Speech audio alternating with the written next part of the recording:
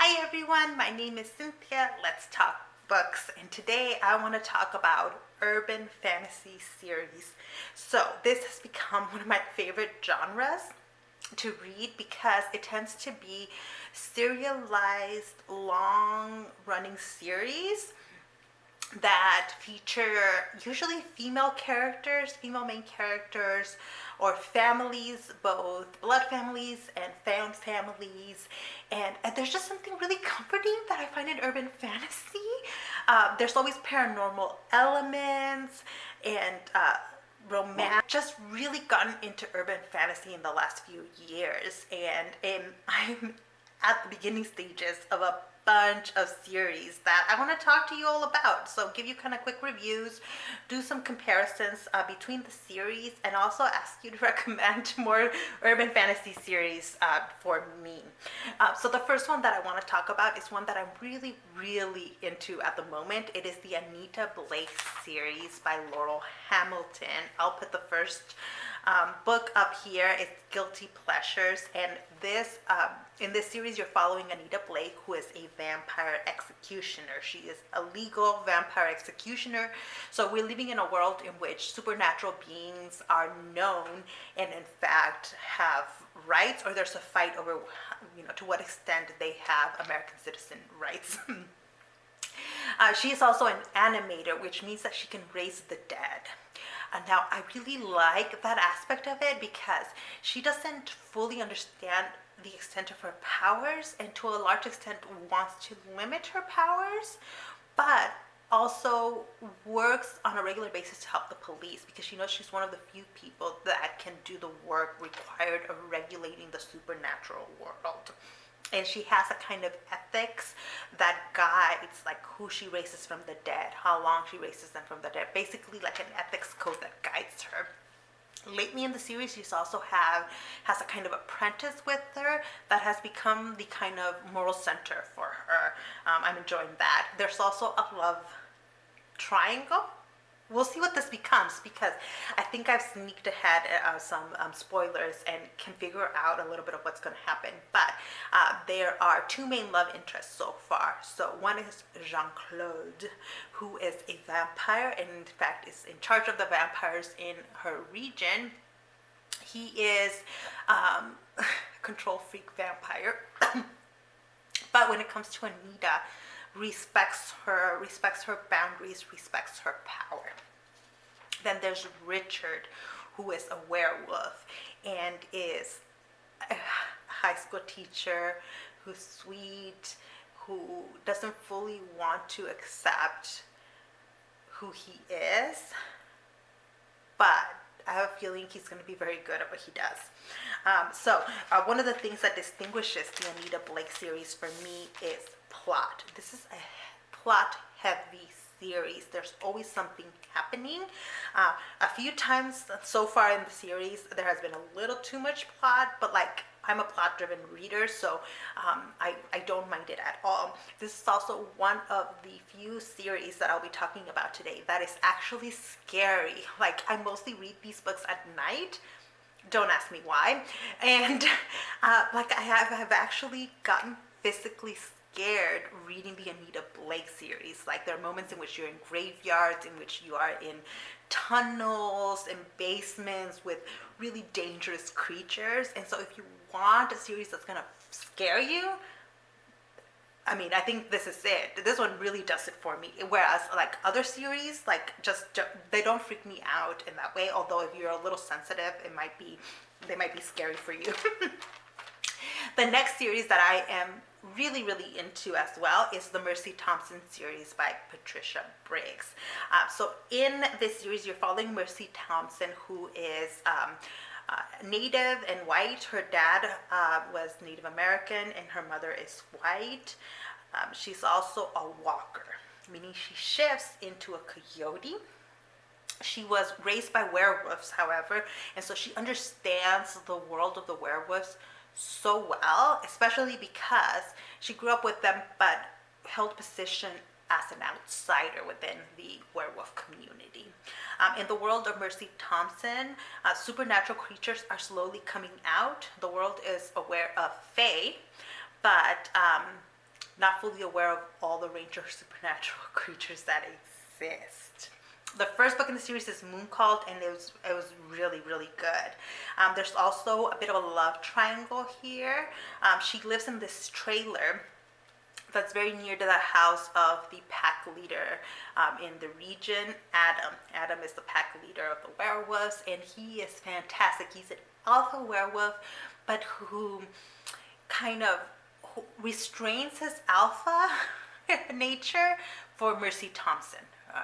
For her, and I think that's something that I like in both of these series, is that while the men are alpha, they recognize that the women will not just submit to them, and recognize that the women have power on their own. Another werewolf that is a love interest for Mercy Thompson is Samuel. And Samuel is a really old werewolf, and he is highly intellectual. He's a doctor, highly caring. I really love Samuel. He's also an alpha, but he shares a lot of history with Mercy Thompson because Mercy grew up with Samuel's family, and they have a romantic history that both of them are very cautious with. There's also a whole found family around Mercy Thompson. There's Singh, who is used to be her boss. She works and owns an auto repair shop, and this is the Fae that owned that repair shop before the Fae came out. Once the Fae came out, it became kind of dangerous. Fae are a lot of times attacked in this world, and so C was able to sell his repair shop to Mercy Thompson, but comes in and helps when she needs it. And then there's Stefan, who is the vampire that she is friends with. And every book, it's kind of like a murder of the week kind of thing. Something's going on in each book. And sometimes you get a book that's really focused on the vampire world, other times the werewolf world, other times the fae world. These get a little bit scary at times because there are very real dangers that Mercy Thompson is facing, but it's actually, I found it to be not as scary as the Anita Blake series. There's also ghosts that Mercy Thompson interacts with and that other characters interact with that are really interesting. Something's happening with them ghosts. I know it. But you're kind of exploring this world in each book, and I'm still pretty early in the series. One warning about the Mercy Thompson series is that if you get into it, there is a book that features sexual assault very prominently. In all of these books, there are a lot of content warnings, but in this one I want to make a point out of giving a warning because I was warned about I believe it's book number 3 where there's a sexual assault featured that is going to play a big part of the story, and I think people need to be aware that is in there because the 2 books that follow kind of engage with that topic of what happens after a sexual assault, and I don't think people should be blindsided by that. I felt like it was handled well, but again, I'm coming from it as somebody who doesn't watch out for that as a trigger warning. The next urban fantasy series I want to talk about is also a futuristic series. This is the In-Depth series by J.D. Robb or Nora Roberts. I love this series. It's also long running. This one's got 51 books now, I think. In it, you're following Eve Dallas in a very near future in New York. She is a homicide detective, and it's very mystery of the week kind of series. But again, what I like about this series in particular is the found family around Eve Dallas. She is somebody who is the survivor of sexual assault and pedophilia. So that this book also comes with a heavy trigger warning for that because various books do engage with how she deals with that experience and how it affects her relationships with her husband, with her friends, how it comes up in her cases, and how she connects with victims. This is a story in which you're following a good cop that sometimes plays with the lines. She has a very clear moral ethic, but her husband is a former thief and wealthy, super, super, extremely wealthy, and he sometimes comes in to support the New York Police Departments in ways that might not be fully lawful. But the main thing I like about this series, I think, is that relationship. In it, you're following a married couple. The couple meets in the first book, very quickly get married, and so I'm like, this is a small spoiler, but it's one of the things that attracted me to the story. You're following a couple who's married, who continue to have a sexual life, who continue to work on the relationship, and it feels like a really nice, real story when it comes to those relationships. Eve also is developing relationships with her subordinate, a cop that she's training to be a detective, with a therapist, the therapist's family, with the medical examiner, with like just the people that she works and that she interacts with on a regular basis. She has a very father-daughter relationship with the detective that trained her, and then now is the head of like the IT unit. It's just, I've really been enjoying these. I think the kind of one of the main problems with series like this is that it's, it can sometimes cross a line into propaganda, right? Because you're seeing the story from the point of view of the police, and you're being asked to sympathize with the police. But with these, I'm able to kind of enjoy them despite that, because the characters are so interesting and the relationships are so well developed in here. The next book that I want to talk about, or series, is the Argeneau Vampire series by Lynsay Sands. So this is a series that Mara over at Books Like Whoa introduced me to, and it's very different than the rest of the urban fantasy series that I've been talking about because it's humorous. If you want to get into a vampire series with a lot of humor, this is it. Like, this is a series that does not take itself seriously. It's a vampire series. Each book features a romance story for a member of the Argeneau family of vampires. The mythology in this story for the vampires is that vampirism is kind of ancient medical condition that has survived this long, and the vampires in the family that fall in love with humans have to deal with the issue of turning the humans they have fallen in love with into vampires. And I found that interesting. This is one of those series, though, that can be hit and miss because of the humor. If you are not into the humor, it's not going to be very enjoyable if you don't find it humorous. And those are all things that are subjective. So if you're looking for humor, this is something that you might want to give a chance. But knowing that it might not be for you, it's not for everybody, for sure. And so this is the only one of the series I'm talking about here that features humor so prominently. Then a few more series that I kind of just want to touch on because I've only read one or like a couple of books in the series, one or two in the books in the series. The first one is the Guild Hunter series by Nalini Singh. This one features a vampire hunter, Ilona, that falls in love with an archangel, and you're following kind of their story throughout the series. Like I said, I've only read the first one, and I loved it. This was a 5-star book read for me because the plot was so interesting, the characters were interesting, the twists and turns were marvelous. I don't have a single negative thing to say about this book. I already have book number 2 ready to read. I just haven't gotten to it. I don't know why. I think it's because with a lot of these series, I prefer to read them as an ebook because I can read them at night, in bed, and then that's how I end up scaring myself. And because with a couple of these series, I started reading them in their physical form. I don't know why, I'm more likely to pick these books up in an ebook rather than in physical form. Weird. Anyways, this is one that I really, really enjoyed, a book I really loved, and a series I want to continue in. Another series that I've only read the first 2 books in is the Kate Daniells series by Ilona Andrews.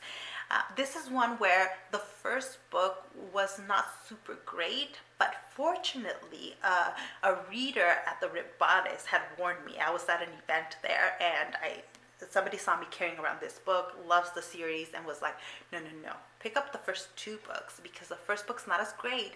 You're going to want to read the second one. So I picked up the second one, and sure enough, the first one does a lot of setting up, and not done in the best way possible. Whereas the second book, I think you're fully into the story. There's just a little bit of setup, and then plot, lots of action, lots of really good stuff. In this one, you are following a mercenary in this kind of futuristic paranormal world where there are vampires, but vampires are kind of more like zombies. They're kind of these sluggish, ugly creatures that aren't a huge danger. More dangerous are the werewolves and some of these other creatures that exist in this world. There's also a bit of a mystery about Kate Daniells' family, and that's starting to pop up more. But again, I'm like very early in the series, so I need to keep reading. And I do have the next couple of books, and again, physical form. Okay, I need to probably just move them on my shelf so I can see them on a regular basis and have the urge to pick them up more. And then the last series I want to mention in the urban fantasy category that I have started is the Black Dagger Brotherhood series by J.R. Ward. So this is another one of those books series that if you look up, there's like a gajillion in the series. I really liked this first one, like really enjoyed it. I think at the time I looked up how many books were in this series, and it was just like, it freaked me out, and I haven't picked up any other ones since. I know because it's a series that started, when did it start? It must have started in the 80s or 90s. It can be problematic at times. And so I think maybe that's why I kind of gravitated with some of these other series more that tend to have less problematic issues. But I probably will continue this one at some point. As you can tell, I really like starting series, especially with urban fantasy with heavy romance themes, because they feel light. Even when they're dealing with heavy topics, they feel like easy, fast reads, don't take up a lot of time, and are enjoyable. I think it's part of the reason why a lot of us like serialized television, things like Law and Order and things like that. Even though they can be really problematic, there's a kind of comfort in getting a mystery of the week that's going to be solved at the end of the book, right, or at the end of the TV show. And that is one of the things that you get in here, with the added element of the paranormal and some of the relationship and character development which connects all the books. So while you have a mystery of the week, you're also seeing a long-term story connect over the course of multiple books. And I really, really enjoy that a lot. So those are the urban fantasy series that I'm currently in the middle of or have started. I am always up for more recommendations. Like seriously, how many are these? I already have a lot going on, but I'm always up for these kinds of books because I enjoy them so much. And I will take any and all your recommendations. Please leave them down below and let me know what you think of each of these series and which one you prefer. I think I recommend all of these series, and I think it kind of depends on your taste which one I would point you to. So if you want more pointers, let me know down below, and maybe myself or other people can guide you a little bit with that if you haven't read some of these. But I think they are all enjoyable, and they're each of them, I think, good entryways into urban fantasy. If you haven't read any urban fantasy and are looking to get into it, because they're long running, and the fact that they're long running tells you that they've been enjoyed by a lot of readers before. There's always a reason why these series have kind of lived on for so long, and don't be intimidated by how long some of them have been. I think that's part of the fun of it, knowing that you're part of a history of a series, and that it's not going to end soon. All right, that is it for me. Thank you so much for watching, and I'll see you in the next one. Bye.